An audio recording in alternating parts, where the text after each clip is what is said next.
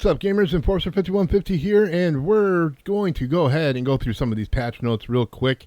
I've been uploading a lot of, gunfight videos and stuff like that, and I think it's time I get to some of the patch notes, crash fixes, and benchmarks that we've always done in this channel. I always do my gameplay videos as well, but I've been lacking on those, and I do apologize.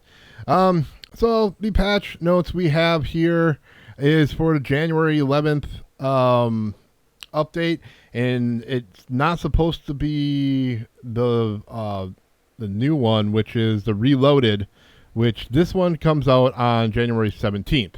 So we're just going to go ahead and go through some of these patch notes. I'm obviously going to kind of skip over a few of the non-important things. Maybe there's a few important things. Go ahead and let me know in the comments below what I missed that I should have gotten. But anyway, the bug fixes for the UI. I'm not really too concerned about a lot of these. Looks like they adjusted several attachment descriptions to better affect their stuff. It resolved some issues, causing players to unexpectedly kick back to the multiplayer menu. Now, this is one that I've run across, but it was only in the beginning when the game first started. I haven't had it yet. I can't remember which attachment or which weapon it was, but anytime I would try to change an attachment on it, it would kick me right back to the main screen. Addressed an issue with weapon models appearing while selecting a blueprint in the gunsmith.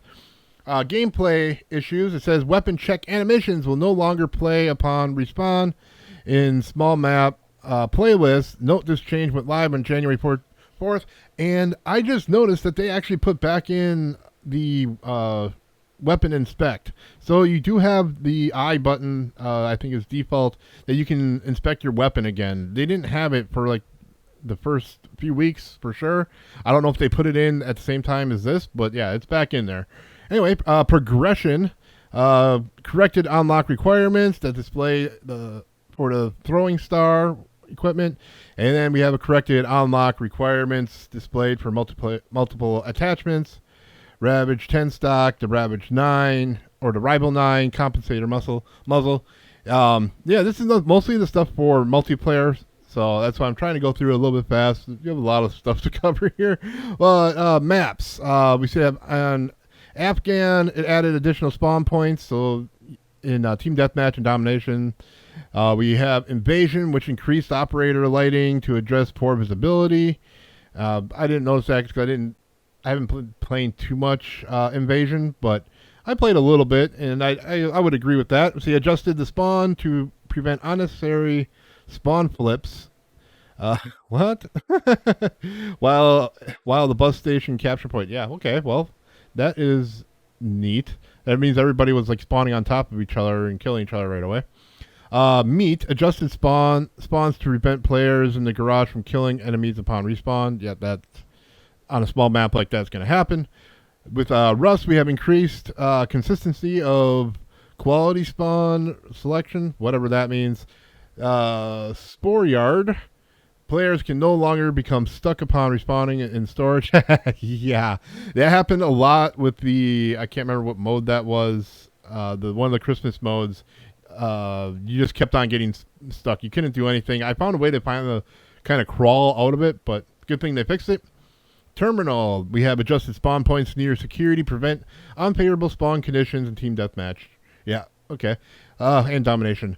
Modes, gun game, removed a placeholder image found in the stats of the scoreboard, and Operation Spearhead War mode, which loadout drop, field upgrade will no longer destroy the tank and cause a stalemate. Oh my god, that would be awesome. I have not seen that happen, but I would have loved to have seen it. So if anybody has a clip of that, let me know. I'm going to have to look one up to see if I can find it myself, but yeah, that's actually kind of funny.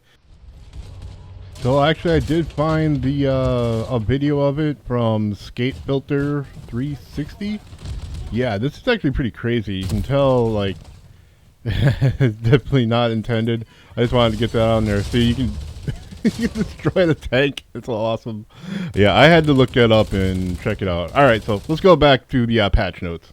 Weapons and attachments: submachine guns, AMR9. Once unlocked, the Jack Eden double barrel kit attachment can now be equipped. The Wasp 9 incompatible hybrid optic attachment can no longer be equipped. I did see that, and yeah, that was kind of messed up. Oh well. Let's see. Handguns, the TYR. Once unlocked, the Jack Beholder rifle kit attachment can now be equipped.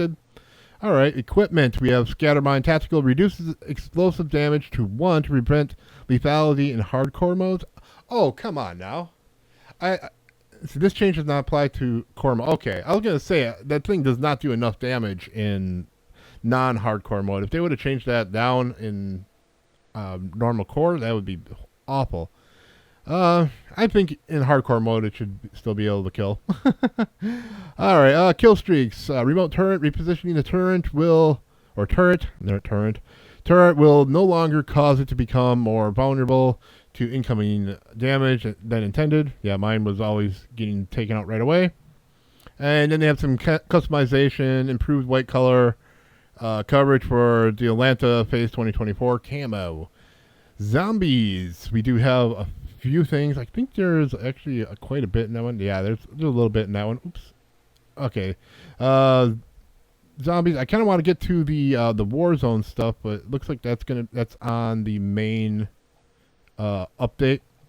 So we have in Zombies the Ether Blade addressed an issue where players would lose their Ether Blade if it was thrown at an hidden Harvester Orb. I don't know why you would do that. Close the duplication exploit associated with ammo caches. Yeah, I think Cleston was telling me about that one, because he's been playing a lot of Zombies lately. Gameplay, weekly challenges, week 4. Address an issue that prevented to destroy 5 vehicles with a recommended weapon. No problem. Let's see, general things. It would be just address an issue with the maximum reserve ammo for some weapons was consistent between Urkistan and the Dark Ether Rift. Alright. So some UI stuff addressed an issue from the gutter knife from appearing correctly. And we have some progressional things, which was camos, the completionist camos. I know that one was a problem for some people. I think I seen it on X or Twitter or whatever. Stability added various crash and stability fixes. Ha! Hilarious. But yeah, let's see if we can find the other update here. Let's see, it says, I think it was in the Warzone patch notes. Yeah. So the Warzone ones, I'm just going to go through these real quick. We're not going to go through these bug fixes. They're really minor fixes. Definitely check them out. But the weapon adjustments, that's the only thing I really wanted to look at here and talk about. But it says, please note that additional weapon adjustments will be going live in Season 1 Reloaded update, which is slated to release on January 17th, 2024. But they did nerf the marksman rifle MTZ Interceptor. A max damage reduced to 85 from 95. Minimum damage reduced to 78 from 84. Now, this might be just my opinion, but this was kind of a 4-shot kill weapon that they moved back down to a 4-shot kill weapon. The issue really wasn't damage, I think, with it, with a lot of players, is that it was more of the easeability for the marksman rifle. Like, the sight speed is way too fast. The recoil is practically missing. There's like almost no recoil. And, reload time is, really quick. The time to kill is, already is an issue, yes, but that's really not the problem because it is a marksman rifle. I think just the speed of the rifle itself is the actual issue here. Correct me if I'm wrong or if you have another opinion, but yeah, that's my opinion there, is that, yeah, they did not nerf it enough.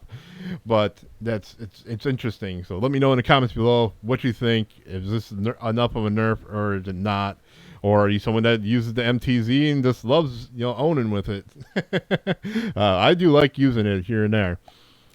We did get some attachment adjustments. Ammunition, snake shot, can be re-enabled with the scheduled playlist update at 10 a.m., which would have been this morning. And then we have damage per pellet at max range reduced to 12 from 34. A heck of a difference. That is kind of a huge nerf. It did do a few different bug fixes here, and we can go over. So it fixed some collision issues with various elements across Urkistan, allowing players to exploit, peek, shoot through them. So I've run into this, and I'm going to probably play a video over this part of it, showing you where I ran into this. This guy was just sitting inside a building. When I say inside a building, wasn't actually like in the building. He was like in the wall of the building and shooting everybody from there. Reported. He didn't get kicked from the match or anything. Ended up nuking at the end. Obviously, you know, oh my god, you know, the hacker or Waller is the one that gets a nuke. But yeah, that was just ridiculous. I hope he got a shadow ban or something like that later from all the reports that came in. But I'm not holding my breath for that. But yeah, they also fixed a few minor issues here that allowed players to duplicate the loadout drop markers. They fixed dead silence icon that kept on coming up in kill cam. They also fixed an exploit on the cash depot, balloon and plunder, which I haven't been really playing plunder much, so I haven't really experienced that. Also fixed an issue with players to duplicate items in the backpack menu. Interesting. Fixed an issue that players got stuck in the gulag. Yeah, that is definitely something that's happened to me. With the next thing we have is the after action report would just end. That happened a lot of times. I'm glad they fixed it. Hopefully they actually fixed it. Then they fixed an issue with some attachments not appearing correctly when equipped on certain weapons. They also fixed an issue with dual commas unlock challenge from tracking properly. They also fixed an issue where players would be sent back to the front menu while navigating attachments in Gunsmith, which we covered in the Modern Warfare 3 multiplayer stuff. So yeah, that's they have a lot that they're coming out with. On the 17th, they should be having more, and I am interested to see if they actually fix a lot of these things. They need to fix the reporting for one. Like I said, with the person that was just in the wall shooting everybody. Everybody reported him, but he just stayed there. Yeah, they should be a lot quicker on that, especially when you get that many reports. But yeah, let me know what you think in the comments below, especially with the nerfs that they put out. If it's good, bad, if they need to do way more than they were doing, which I kind of think they do. There is a lot more balancing that needs to be done, in my opinion. Anyway, let me know what you think in the comments below. I want to thank everybody for watching today. Make sure you hit that like button. Definitely subscribe if you're new to the channel. Y'all take care and happy gaming.